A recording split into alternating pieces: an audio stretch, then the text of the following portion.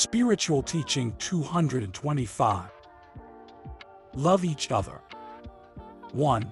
Beloved disciples, my love and my peace are with you. I come to teach you with my divine lesson to forget the goods of the earth, so that your spirit is released and communicates in the hereafter with the Master. 2.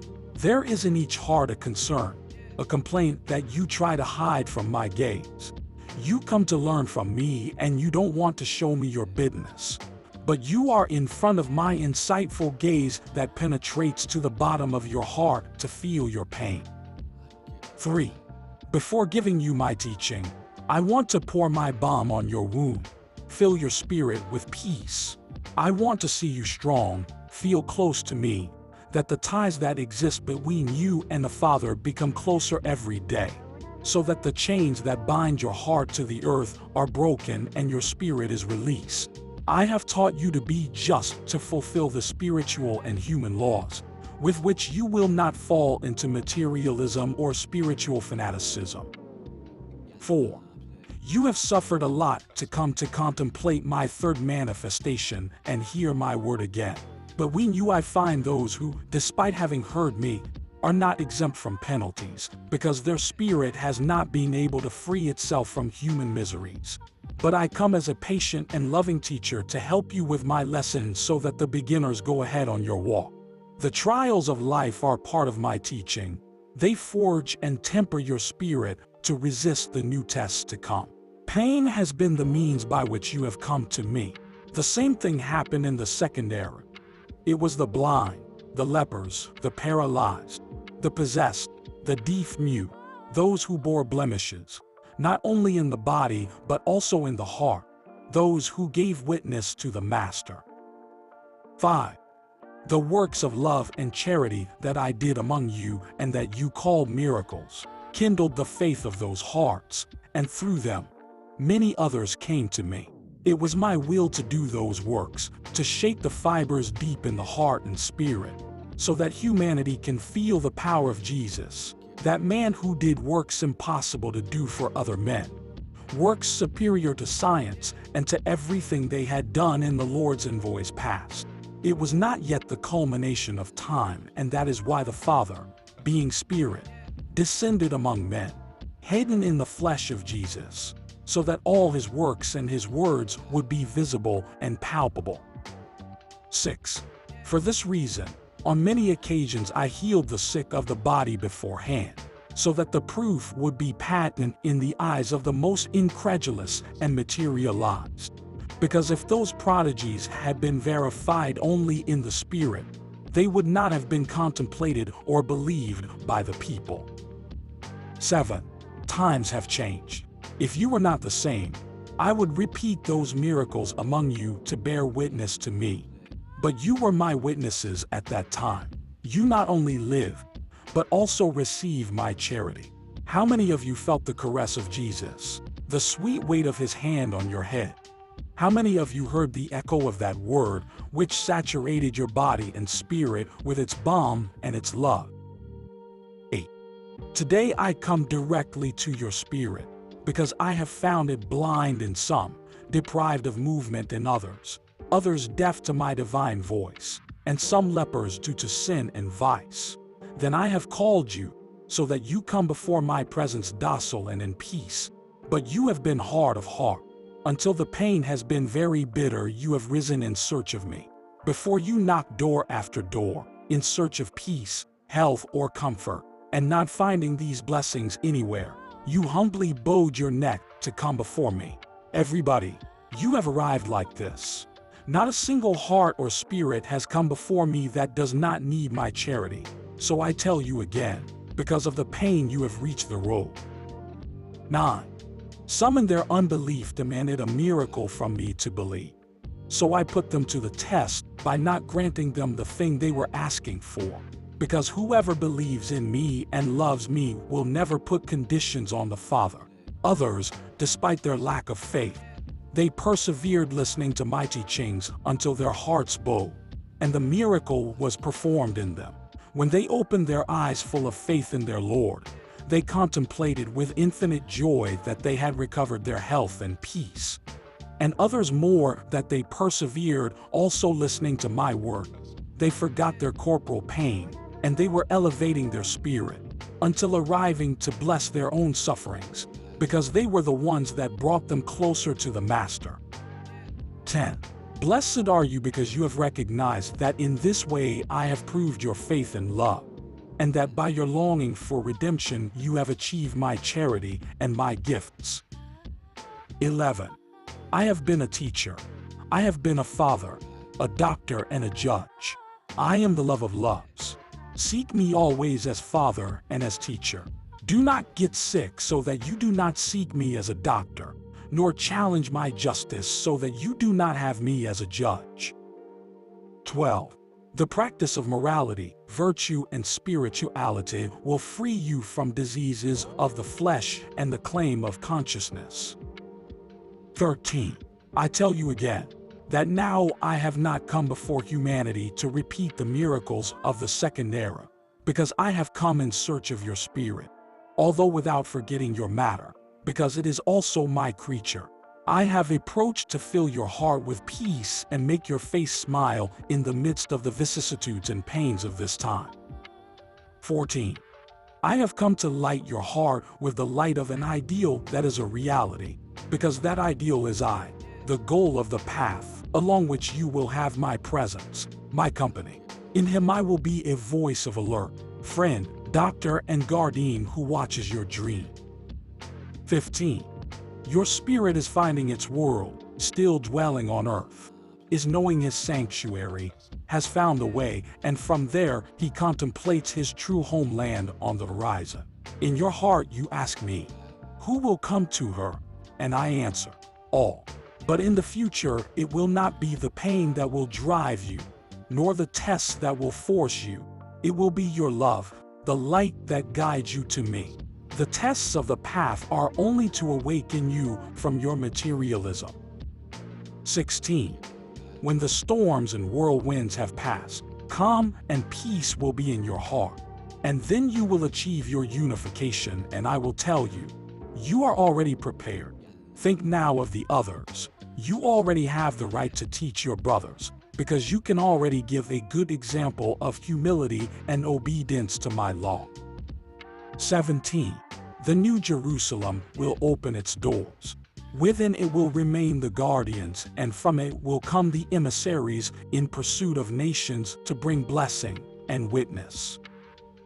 18. Your word will bring down idols from their pedestals, and the light that emanates from you will dispel the darkness. 19. Although it may seem like too much responsibility, I tell you that you can fulfill this mission because your spirit must walk its path of evolution. 20. In the first era, Israel kept the ark for itself. But when Jesus preached on earth, he erased the borders of Judea and sent his apostles to other nations to spread the seed of love. 21. Today I come as the Holy Spirit, and my universal doctrine covers everyone without distinguishing races, wise or ignorant, rich or poor. This doctrine is for the Spirit. In it, all the dwellers who in an infinite number of worlds inhabit the universe. 22. From this people the spiritual temple will arise where I will dwell eternally in the inner temple, in which to raise an altar of love to my divinity. A sanctuary that will not be built with stones, but with prayers, works of charity, and true testimonials. In that temple will be my image, not the one made by the hand of man, but the one that I have made in my likeness, the human being endowed with spirit and illuminated by the light of consciousness.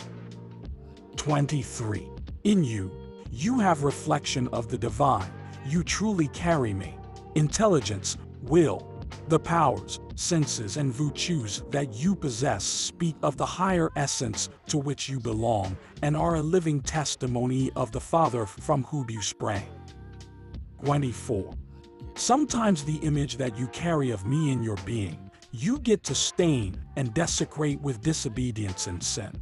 Then you do not resemble the Father, because it is not enough to have a human body and a spirit to be an image of the Creator. The true resemblance to me is in your light and in your love for all your brethren. 25. Grow and multiply, I say to your spirit in this third era. As I said to the parents of the first human, when order, fill the earth with human creatures.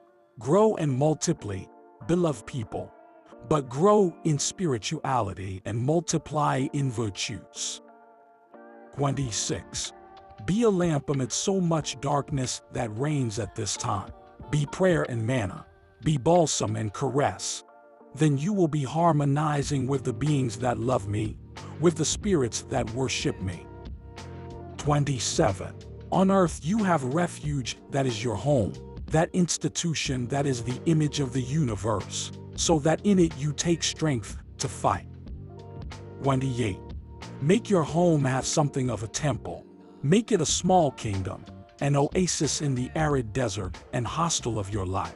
Watch over the virtue of your home, but not over an excess of jealousy are you going to fall into selfishness, because then it will cease to resemble the universe due to its lack of hospitality, love, and charity.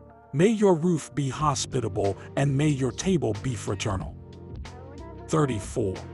Do not settle or be satisfied with your first works. Keep in mind that the goal is still distant and that to achieve it, you still need to walk a lot. Make new merits and strive to achieve your elevation. 35. The perfecting of the Spirit cannot be subject to deadlines on earth, whether they are centuries or ages. The perfection and evolution of the Spirit have eternity as their field. But not because you have eternity ahead of you. You despise the days or minutes of your earthly life, thinking that if you lose, you have a very wide opportunity to replace them. You have not realized how much your spirit suffers when you have missed a step in your journey or when you are a moment late. It is necessary that you know the value that each of the moments of your existence has, so that you live alert, taking advantage of them for the benefit of your material and spiritual improvement. 36. I know that not all of you can come with the same step on this path. That is why I say to those who have already managed to walk with security and firmness, do not forget those who come after you. See that some arrive tired, others have parked, and others lose faith at times. 37. I give you the mission to watch over those who come stumbling and falling on the road, so that you find the opportunity to practice your fraternity and test what you have understood from my teachings. 38. If anyone tries to keep his knowledge, his faith, and his gifts to himself, fearing that others will take advantage and enjoy that he has worked, he will arrive alone and empty-handed before me. He will present his seed to me, but not his harvest, because he never sowed, since he was materialized to receive seed and take it for himself. 39. He who forgets himself to give to his brothers what he carries in his spirit, and his greatest joy is that of helping their kind to rise to the top of the mountain where the spiritual goal is, that will come often of crowds blessed by his brothers, with the spirit full of light in the fulfillment of his mission. 40. Come to me, disciples, toddlers, and last. I call disciples those who have studied my teaching, from the moment when I revealed to you that it is already the third era, in which the spirit of man must rise in height to harmonize with the Father. And you who feel like toddlers, in truth I tell you that this is not the first lesson you received from me. A long time ago, in other ages, I have conversed with you, and since then you know my law, and also since that time, I have awaited your fulfillment. Those whom I have called last, I tell you, do not be surprised that I come to manifest among you, because it was prophesied that I would return among men. 41. Hear me all and prepare your spirit, because I am going to give you spiritual food, unleavened bread, as I told you in the second era. Only from me can you receive this bread, which is the essence and love of my spirit for every creature. From today, feed yourselves with him. May none of my children lack this sustenance. Do not starve, because I, the Father, come to tell you that you have never had me so close to you as now. 42. I have promised to support you and give you protection because you are my children. Do not hesitate.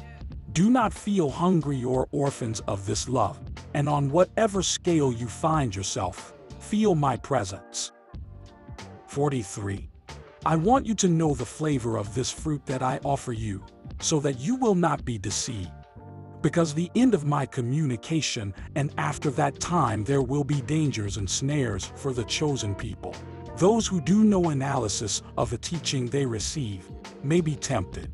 Only the disciples who remain watching and praying will see them free from error, and they will carry the pure seed and will know how to transmit it to their brothers. 44. I have marked the time that my demonstrations have lasted in the 3 ages. From the first man to the birth of Jesus was the time that understood the first stage of humanity. It was a long stage of tests, battles, and experiences for your spirit that was in full evolution. Jesus marked the beginning of the second age, and man studied the lesson that his example gave them and was moved by feeling the word close to him. The send of the Father. His stay in this world was brief, a short time, and return to the Father, whence he had come, after preparing and disposing of the elect so that his word be carried to the ends of the earth. From that time until the year 1866, when the signs that gave knowledge to the beginning of a new era, was what the second stage covered. After that time, a new cycle has opened for humanity, the third, and my spirit in fullness has come to teach you to pass from one stage to another and to take the seed, light, and grace that correspond to this time, so that you know in what degree of evolution you are and you get closer step by step to spirituality. 45. The time in which I gave you my teaching through man is marked, and like all my orders, it has to be fulfilled. Then your faith, intuition, and trust in me will tell you that I am close to you, and me you will feel deep within your spirit, guiding your steps and always pointing to the top of the mountain, helping my children to reach the perfection that is the goal that awaits the spirits. 46. Blessed women, you too are part of my apostolate. Between the spirit of man and yours, there is no difference. Although physically you are different, and the mission of one and the other is also different. 47. Take Jesus as an example of your spirit and follow him on a path traced by his love. Make yours his word and embrace his cross. 48. I am speaking to your spirit with the same word with which I speak to men, because spiritually you're the same. However, when your woman's heart looks for a model to imitate, when you are in need of perfect examples to lean on to improve yourself in life, remember Mary. Observe her throughout your journey on earth. 49. It was the will of the Father that the humble life of Mary be written down by my disciples, who they met through her works and conversed with her. 50. That life, humble for those who know it, was luminous from its birth to its end in the world. Many pages of loving teaching Mary wrote with her humility of spirit, with her infinite tenderness, with the purity of her heart, with her love for humanity, which she expressed with silence more than with words, since she knew that the one who came to speak to men was Christ. 51. The spirit of Mary was the same tenderness emanated from the Father to give to humanity a perfect example of humility, obedience, and meekness. Her passage through the world was a trail of light. Her life was simple, elevated, and pure. In her was fulfilled the prophecies that announced that the Messiah would be born of a virgin. 52. Only she could have carried the seed of God in her womb. Only she was worthy of being given her mission before Jesus, as spiritual mother of humanity, has been accomplished. 53. That is why Mary is your perfect model, women. But look for her and imitate her in her silence, in her works of humility, of infinite renunciation for love of the needy. In her quiet pain, in her tenderness that everything forgive, and in her love that is intercession, consolation, and sweet company. 54. Maidens, wives, mothers, orphans or widows, lonely women whose hearts are pierced by pain. Name Mary your sweet and caring mother. Call her with your thought. Receive her with your spirit and feel her with the heart. My peace be with you.